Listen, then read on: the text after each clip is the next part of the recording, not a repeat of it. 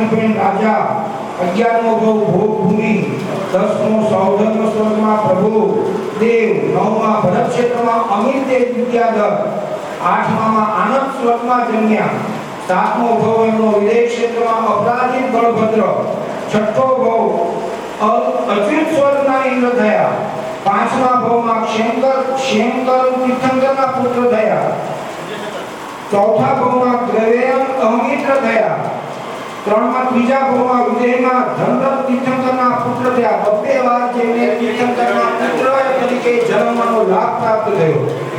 પછી છેલ્લો બીજો ભવ એમનો સર્વાર્થ સ્થિતિમાં તેઓ જન્મ્યા અને ત્યાંનું આયુ પૂરું કરી અને ભરત ક્ષેત્રમાં અચિરા માતાના કુખે તેઓ અવતર્યા. એવા શાંતિનાથ ભગવાન 1 લાખ વર્ષનો આયુ હતું જેમનું અને 40 ધનુષ જેમની કાયા હતી, એટલે કે લગભગ 100 મીટર જેમનું હાઈટ હતી. એવા ધર્મનાથ ભગવાન એટલે કે 15મા ભગવાનના નિર્માણ પછી લાખો કરોડો વર્ષ પછી જ્યાં પ્રાય ધર્મ લોપ થયો હતો, ત્યારે આ શાંતિનાથ ભગવાનનો અચિરા માતાને એક અદ્ભુત સ્વપ્ન આવે છે. 16 સ્વપ્ન આવે છે અને એના 6 મહિના અગાઉ રત્નોની વર્ષા થાય છે. એ રત્નોની વર્ષા હસ્તિનાપુરમાં નર્ધાવત મહેલ, જ્યાં પ્રભુનો જન્મ થયો, એ હસ્તિનાપુરનો નર્ધાવત મહેલમાં પુષ્પવૃષ્ટિ થાય છે. માતા અચિરા માતા 16 સ્વપ્ન જોવે છે અને અચિરા માતાને વિસ્મય થાય છે અને પોતાના સ્વામીને પૂછે છે કે હે સ્વામી, આ 16 સ્વપ્નનું રહસ્ય શું છે? ત્યારે મહારાજા વિશ્વસેન બોલ્યા કે હે રાણી, હે મહારાણી, તમારા કુખમાં આ વર્તમાન ભરત ક્ષેત્રના કામદેવ, ચક્રવર્તી અને તીર્થંકર એવી પદવીના ધારક 3 જ્ઞાન સહિત તીર્થંકર પુત્રનો જન્મ થયો છે. એવા શાંતિનાથ ભગવાનનો તમારા કુખમાં જન્મ થયો છે. આ સમાચાર પ્રાપ્ત થતા જ સ્વર્ગમાંથી સૌધર્મ ઇન્દ્રો માતાને દર્શન કરવા ભરત ક્ષેત્રમાં હસ્તિનાપુરમાં પહોંચે છે.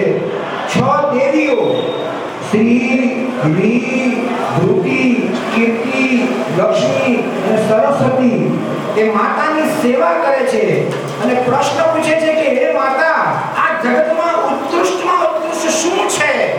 ત્યારે માતા પણ સમ્યક દ્રષ્ટિ એકાદ ભવ કરીને મોક્ષમાં જનારી માતા અચિરા માતા જવાબ આપે છે કે જગતમાં સર્વોત્કૃષ્ટ કોઈ જો હોય તો સમ્યક દર્શન છે, અને ત્યાર પછી અગર જગતમાં કોઈ ઉત્કૃષ્ટ હોય તો મારા કુખમાં જન્મ લેનારા 3 જ્ઞાનનો ધારક આ મારો તીર્થંકર પુત્ર છે.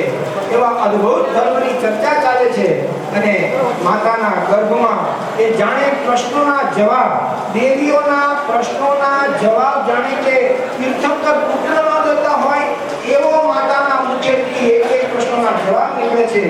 એવા શાંતિનાથ ભગવાનનું આપણે અહીંયા કલ્યાણ જોઈએ છીએ. હે શાંતિ પ્રભુજી તને આંગણે જોતા આનંદ અતિ ઉભરાતા રે, ભાવે ભવે સૌ ભક્તિ કરતા, ભાવે ભવે સૌ ભક્તિ કરતા, પામે અંતર સારા.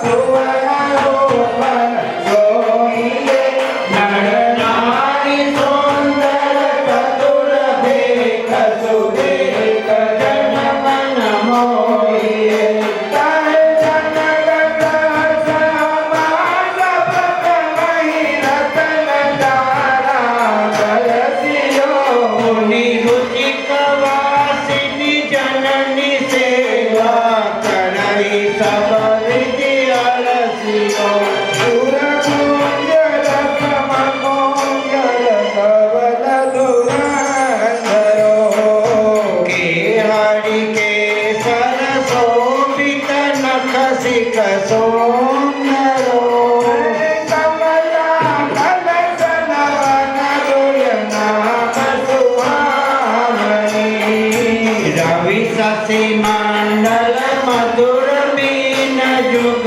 પાવની પાવની કનક કટ જોગમ પૂર્ણ કમલ કપિલ ગરોવરો કલો નામલ તુલસી સાગર સિંહ પદ મનોહરો રમણીક અમર વિમાન ફણીપતિ ભુવન રવિ છવિ છાજઈ દશરથન રાશિ દીપંત દહન સુતે તુજ વિજાય ये सखी सोरा सुपने सुखिसाया नहीं દેવે માય મનોહર પશ્ચિમ દયાનઈ उदित बात प्रिय पुलियो वरि प्रकाशियो ત્રિભુવનપતિ સુત ઓતિ ફલતી અંબાસીઓ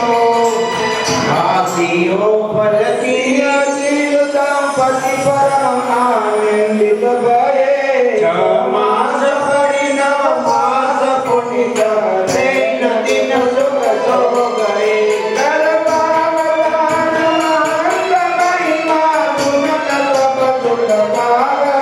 ભણી રૂપ ચંદ સુદેવ જીનવર જગત મંગલ ગાવઈ